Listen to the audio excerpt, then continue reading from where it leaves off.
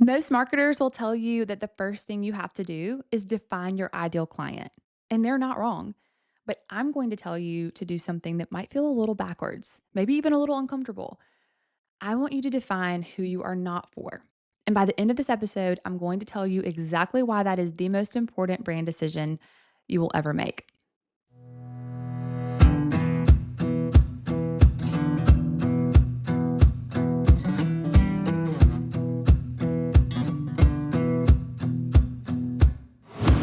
You're listening to Ready, Fire, Aim, a podcast about wrangling the chaos of entrepreneurship.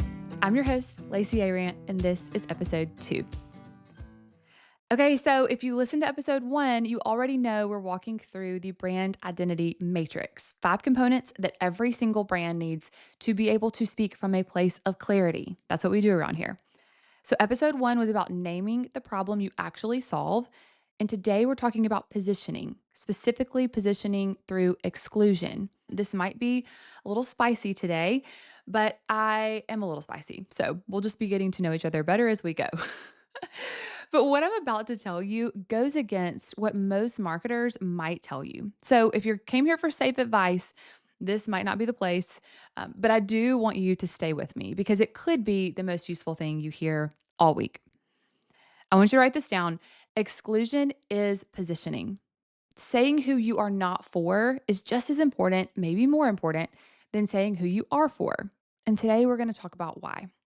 So, I want to start today with a confession to you because I think the thing that makes this episode actually useful is that I'm not telling you something that I read in a book. I am telling you something I have been living in for the last 90 days, really. In the last 3 months, I've had to say who Endeavor is not for more times than I'm probably comfortable admitting to you on a podcast. But here's a little peek behind the curtain. At the beginning of this year, I realized that this business had grown to a point where I had to decide if I wanted to scale and grow in the direction we were headed or make a different decision. I had to get really honest with myself, which can be so scary, but it made me realize 2 things. The first is I am so grateful for the work that has gotten us here, for the clients who have trusted us so deeply to tell their stories. And the bulk of our workload now is not what's going to allow us to truly grow and scale the way that we want over the next 1, 3, and 5 years. And so, what that meant for me was I had to start saying no, and a lot of them. I have said no to managing retail accounts. I've said no to paid ad management. I've said no to events that on paper looked great, but I knew that they were not the right use of my time. I've said no to clients who might have looked like a really good fit, but I knew our approach wouldn't align. And I want to tell you, none of these no's felt great at first. Every single one of them came with that little voice in the back of my head going, gosh, what if? What if they could have worked? What if I'm leaving money on the table, right? And I'm telling you that because I would be lying to you if I said that it doesn't feel uneasy saying no, especially in the beginning. But even with those questions going in the back of my head, I also felt this sense of peace and honestly, a little bit of pride that I was able to say no. And this is just a side note, but I thought it was so interesting. I can tell you that one person came back to me as I was saying no and actually thanked me. He said it was so refreshing to hear someone be honest about their limitations. And that actually made him want to come back to me with an opportunity that was a better fit. So that was kind of wild. But listen, as I get it, as a founder, every no costs us something, right? Every no is revenue we didn't take. Every no is a relationship we didn't build. And in the early days of building a business, every no feels like it could be the one that breaks us. I have been there. I am still there at times. And I am not telling you this from some throne of having all of this figured out. I am telling you all of this from literally living inside of it. Here's what I also believe though every no makes room for the right yes. And the fruit that can come from the right yeses outweigh the cost of the no's you said to get there every single time. I want to say that to you one more time. Every no makes room for the right yes. And the fruit that can come from the right yeses outweigh the cost of the no's you said to get there every single time. And so I'm kind of in the thick of a shift in our business and our offerings. It's one that we are taking very slowly and it's going to continue to get clearer over time. But I'm already seeing the way that saying no to the wrong things are creating space for the right ones in such a short amount of time.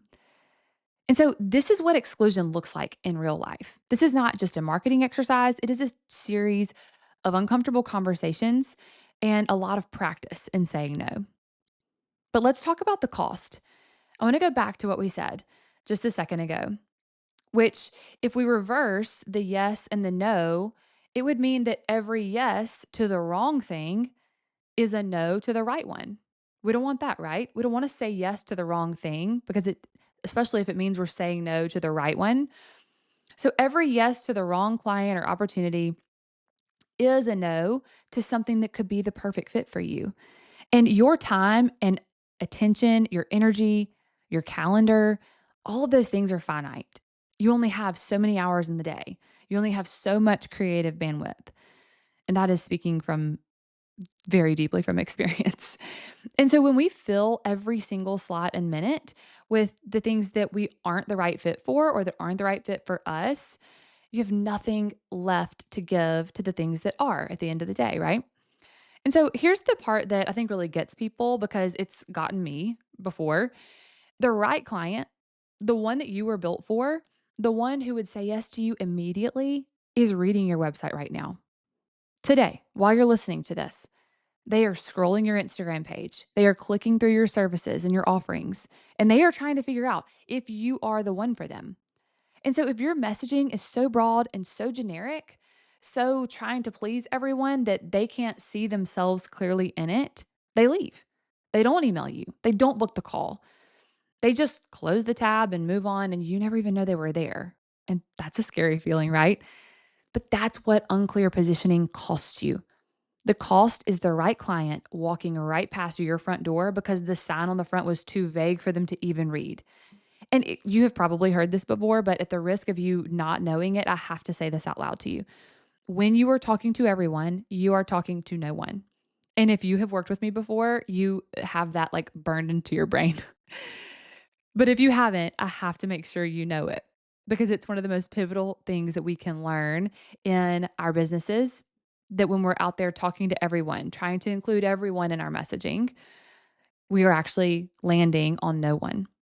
And so when I tell you that exclusion is positioning, what I really mean is this: the clearer you are about who you are not for, the easier it becomes for the right person to recognize themselves in your messaging.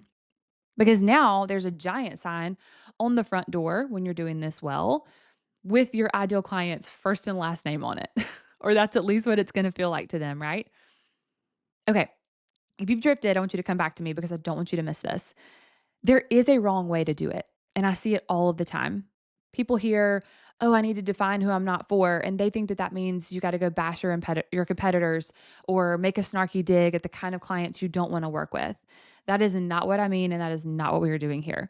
That is also not positioning. That's just being mean on the internet, and there's plenty of people doing that for us. Your dream client does not want to work with someone who shows up that way. No one does, right? What I am talking about is more like a permission slip. You are giving the wrong fit person the permission to just keep on scrolling. And you're giving the right fit person the permission to lean in with you. Come a little closer. Let's work this out together, right? That kind of feeling. Both of these things are gifts to both of those people, and both of them are clear and they are kind.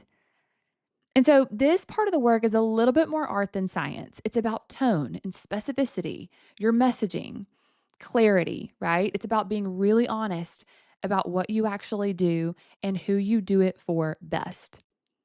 So I want to show you what this looks like for us. I hope that having a real life example of this for our business is helpful for you to find yourself in it and be able to apply it to the work that you do. And so here's who Endeavor is not for. Endeavor is not for the business owner who is shopping within a marketing budget. And I want to be really careful with this because I'm not saying whatsoever that we don't care about what our clients invest. We absolutely do. And we are deeply conscious of the financial commitment that our clients make. We take that seriously every single time. But here's what I do mean.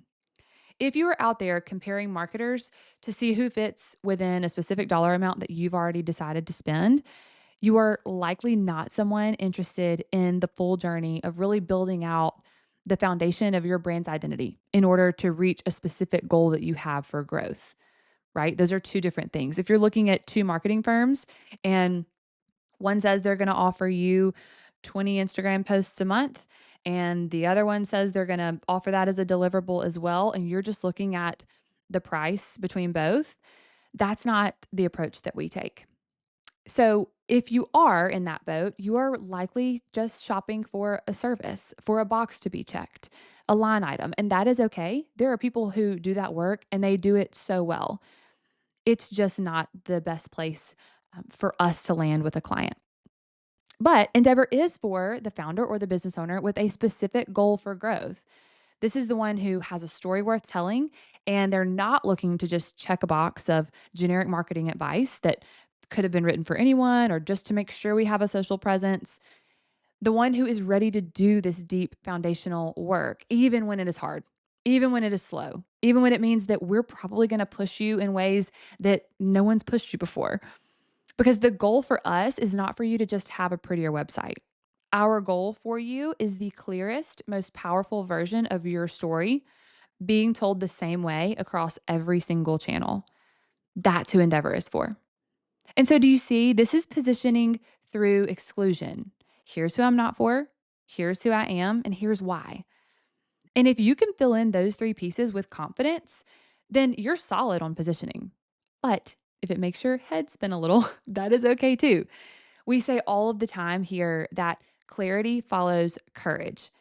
And it takes a lot of courage to be honest enough with yourself to figure out who you're not for and to say no, especially to the wrong things. These things are hard things to do. But here's what I can tell you: the clarity that comes on the other side of doing those two things is so worth it. So I want to leave you with this. The founders I work with who are the ones that finally get traction, the ones who really start to see momentum in their business are the ones. Um,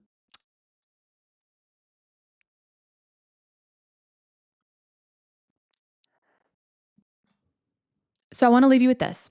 The founders I work with who finally get traction and start to see momentum, the ones who stop feeling invisible and they stop dreading doing their own marketing work, they almost never get there by adding on and adding on and adding on. They get there by subtracting, about getting clearer around who they're for and getting honest about who they aren't. And the second they do that, everything downstream gets easier. The website gets easier to write, the sales calls get easier to take. And that really is the whole purpose of this show. We're going on a journey together. And through these episodes, I'm going to keep sharing my own experience with you, the mess, the lessons, the things I'm still figuring out in real time. And as we go, I'm also going to be bringing in incredible guests to tell their stories too, because the truth is that none of us are doing this in a vacuum, although I know it can feel that way. And there is so much to learn from the founders who are a few steps ahead of you, even a few steps behind you, or who are right in the middle of it with you. And so my hope is that every single episode leaves you a little bit clearer on your own brand than you were when you hit play. That's my hope for you here. Okay, before you go, two quick things. First, if you have not subscribed to Ready Fire Aim, go do that right now, wherever you're listening. We want to make sure that you do not miss an episode drop. And second, if you're ready to go ahead and dig into this work on your own before the next episode comes, head over to endeavorbranding.com/quiz and take our 4-minute brand clarity quiz. This is no pitch, no sale. This is literally waiting there for you to give you a ton of clarity around where your brand is right this second. You're going to get an instant clarity score and 3 custom coaching prompts based on where your biggest gap is right now. I wrote every single one of these prompts for you, myself, for every single category, whichever one your biggest gap is. And they're going to give you 3 immediate actions you can take this week to start closing your biggest gap. Okay, so that's episode 2. Thank you for letting me get a little spicy with you today. And I will see you on episode 3. Don't forget, if you are waiting for permission, if you are waiting for perfect, if you're waiting to feel ready, let this be your reminder. Ready, fire, aim. And I'll see you next time.